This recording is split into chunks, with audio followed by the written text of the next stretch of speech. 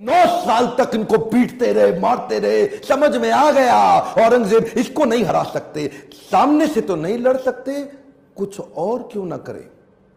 और वहीं इनके जो साले साहब थे ना, जो इनकी पत्नी के भाई, संभाजी राजे भोसले की पत्नी के भाई, वो उनको इन्होंने वेतनदारी देने से मना किया, इसकी खबर लग गई। तो वही 1689 का समय गनोजी शिर्के ने इनको ये एक ना किसी गुप्त मीटिंग के लिए अपने पार्टनर जो उनके कवि कलश उनके साथ कहीं गए थे संगमेश्वर में, और वहीं गनोजी शिर्के ने इनके एक जनरल को आर्मी के औरंगजेब के उसको बता दिया कि ये गुप्त रास्ते से जाओ, इनको आप खत्म कर दोगे। और वो लेकर के मामूली से 2000 लोगों को लेके पहुंच गया इनको पकड़ने के लिए। 8 लाख लोग तो हरा नहीं पाए, इनको पता था नहीं हरा सकते, 2000 से हारना पड़ा। क्यों? क्योंकि धोखा दिया गया। गनोजी शिर्के बेईमान हो गए, अपना परिवार का इंसान बेईमान हो गया। हाँ, हमें तो गनोजी शिर्के ने लूटा, औरंगजेब में कहां दम था, अपनी कश्ती वहां डूबी जिधर पानी कम था। गनोजी शिर्के ने वो गुप्त रास्ता औरंगजेब के जनरल को बता दिया। ये लेकर के सिपाही सेना वहां जाके पहुंच गए, निहत्ते जाकर के उनको पकड़ लिया, कब्जा लिया, साथ में कवि कलश और इधर छत्रपति संभाजी महाराज।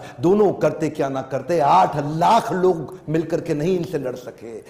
चोरी से इनको जाके पकड़ लिया। औरंगजेब अंदर तक खुन्नस खाया हुआ था संभाजी महाराज से। कवि कलश संभाजी महाराज को लेके ऊंट से उल्टा टांग दिया, उल्टा टांग के पूरे शहर में घुमाया, बहुत मारा पीटा, लोगों को बोला इन पे मूत्र त्यागो, इनको मारो, पत्थर फेंको। उसके बाद बुला के बोला 3 प्रश्न, मराठा किंगडम मेरे हवाले कर दो, ट्रिब्यूटरी प्रिंस बना दूंगा, जो सोना गहना छुपाया चोरी किया है मुझको वापस कर दो, और किसने तुम्हारी मदद करी उसका नाम बताओ, तीसरा अपना धर्म परिवर्तन कर लो। ये 3 काम कर लो, आज ही जीवित बचोगे और मेरे साथ रहोगे, ताकतवर बना दूंगा तुमको। संभाजी महाराज और कवि कलश की आंखों में इतना सा भी डर नहीं था। उसको बोले कि मैं मराठाओं की जमीन तुम्हारे नाम नहीं करूंगा, अपने धर्म का बलिदान नहीं करूंगा, 1000 बार मारो, अगली बार फिर जन्म लूंगा, अपने ही धर्म में लूंगा। रुका नहीं औरंगजेब। इन दोनों ने अन्न जल का त्याग कर दिया और शरीर को लेकर सुन्न हो गए। वो उनके नाखून उखाड़ते चले गए, आंखों में मिर्चियां डालते चले गए। उसके बाद जलती सलाखें लेके आंखों में डालते वक्त फिर पूछा, उसको भी डाल दिया।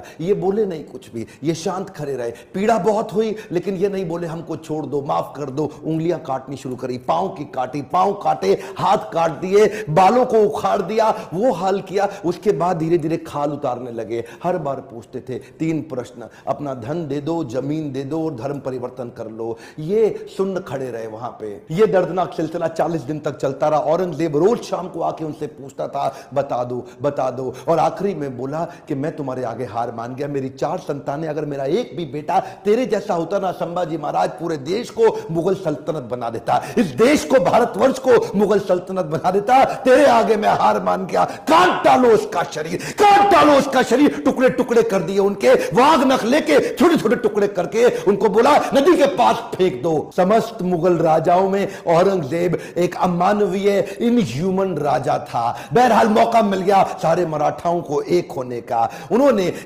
शरीर के टुकड़े उठाए शंभूजी महाराज के, उनको सिल के उनका अंतिम संस्कार किया। लेकिन अब हर घर महल बन गया, हर औरत सेना में आ गई, हर पत्ता तीर बन गया। देश धर्म पर मिटने वाला शेर शिवा का छावा था, महापराक्रमी परम प्रतापी एक ही शंभू राजा था। सारी मराठा कम्युनिटी एक हो गई और उसके बाद दोबारा युद्ध छेड़ा गया, खत्म हो गया दक्कन का सुल्तान बनने का उसका सपना।